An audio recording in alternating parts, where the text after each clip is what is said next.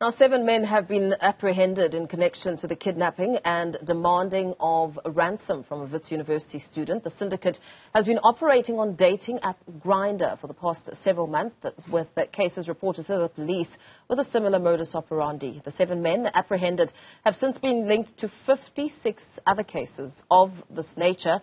The dating app, which for many LGBTIQA plus community members was an outlet to meet like-minded people with a sense of privacy, is now seen as a danger zone. Let's get a sense of how deep this violation goes to the members of the community with legal practitioner and sexual orientations, gender identities and expressions activist, Letlhogonolo Mokgoraone. A very good morning to you. Thank you so much for your time.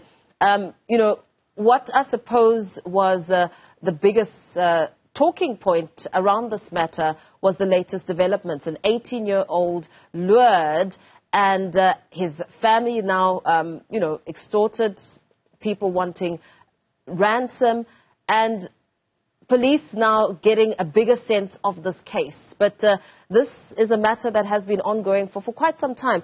Talk to us about your immediate reaction. What do you make of this as we now get to hear the latest developments? I mean, it's absolutely shocking to think that these people are linked to 56 other cases. But what I think is important is kind of the more visibility there is. I think a number of years ago, there were kind of smaller instances where you saw individuals going to people's houses and then robbing them, right? And now you're seeing that it's much bigger, like that there's even a syndicate.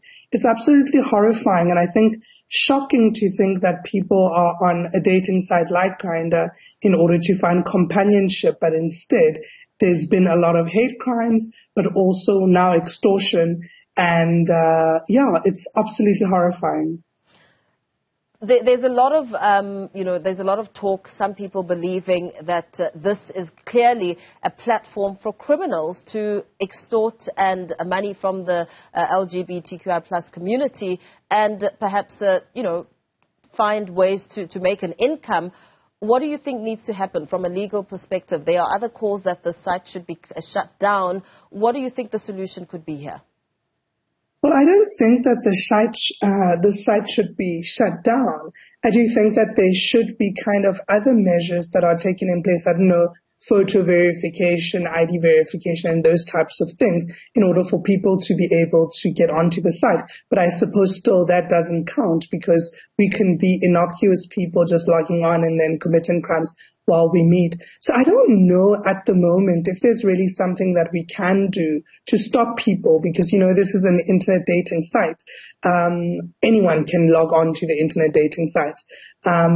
You can't verify people's sexual or gender identities, so there is no way to actually protect people. But I don't think the solution really is to shut it down because I do think that members of the LGBTI community will find it difficult to find some form of companionship because, unlike people who are straight or cis, you can't just walk into a grocery store and say, hey, can I have your number? Yeah. And what do you think now needs to be the next point? I mean, we speak about important processes. Yesterday I spoke to a kidnapping expert who spoke about the process of vetting a date, the steps that need to take place for one to really get a better sense of who they're speaking to and where you're meeting this person, and also just keeping a trail of the modus operandi, because we're seeing it more and more, and often these cases go by unnoticed or unreported to police.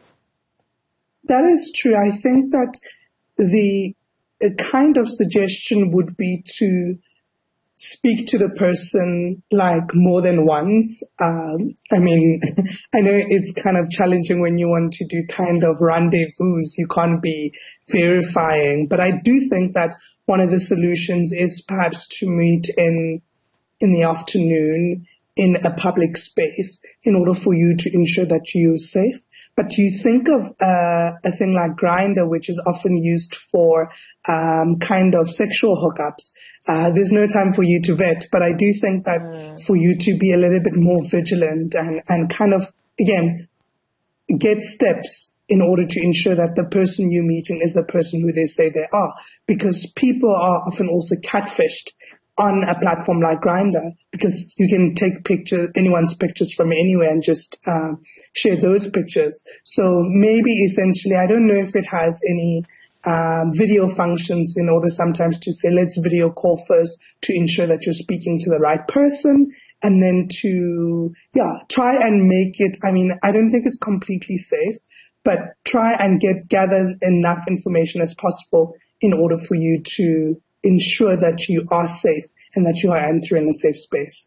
What about, and I suppose oftentimes is to, and this is also dangerous, but to kind of ask people to come and meet you where you're comfortable. And I do think that it's important that if you are going to meet someone, to share your live location with loved ones, or to ensure that you come with a loved one who will sit like 3 tables away, so that should something happen, that you have someone there. But like I say again, you're trying to hook up with someone at 3 a.m. or 2 p.m. in the morning. You don't want to wake up your friend and say, hey, I'm trying to get my groove on at that particular time. Come with me. Yeah. How do you think this incident now further exacerbates the challenges that are already within the LGBTQ plus community, alienating the community, and also just adding to the many other challenges that are faced on a day-to-day when it comes to this element of crime? Well, I suppose it does add to the idea that, like, queer people are ungrievable losses.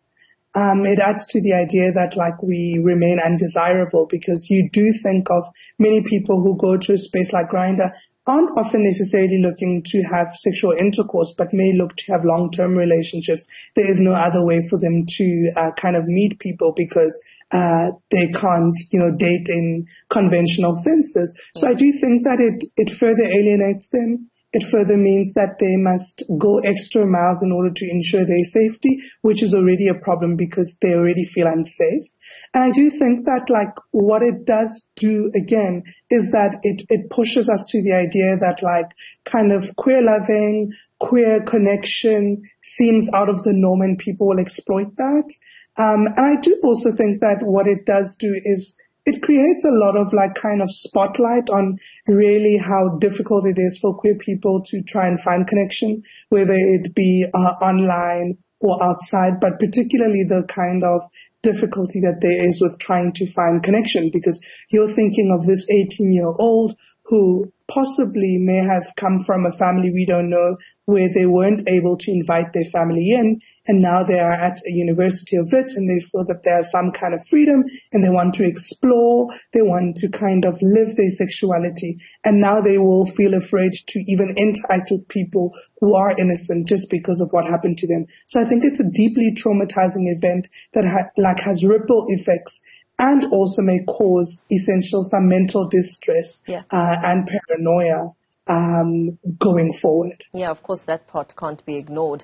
What about the preventative measures? I mean, now that this is out there and police are aware of such instances, it sort of makes it easier for other people to now come forward and say, I am encountering a similar kind of person online. How do I go about reporting this? What do I look out for to then head to the police as a preventative measure before one is kidnapped and ransom money is demanded from the family? I mean, Paul, what we really have to say is that unfortunately we live in a state that is quite homophobic and transphobic.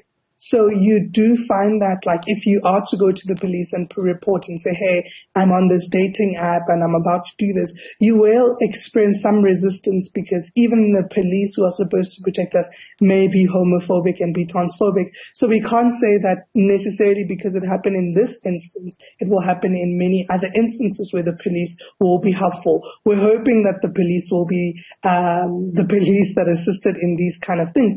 But I do think what it does indicate is that perhaps we need a branch of the police that kind of focuses on, I mean, we do have a kind of gender-based violence branch, but to kind of broaden it up a little bit to say any kind of violation that relates to someone's sexual identity, sexual expression, sexual orientation, gender identity, gender expression, all those belong to a particular unit, it may be easier then for people to come forward and say, this has been happening. But I think, the fact that you say these men were linked to 56 other cases means that, they may have been the people who were creating the syndicate. So you're hoping that, it is decreased substantially and that, the people who are on Grindr are people who are either people who want to participate in male having sex with men or people who are queer and looking for companionship. Yeah, very well. Thank you so much. Thanks for speaking to us there, a legal practitioner and sexist, sexual orientations, gender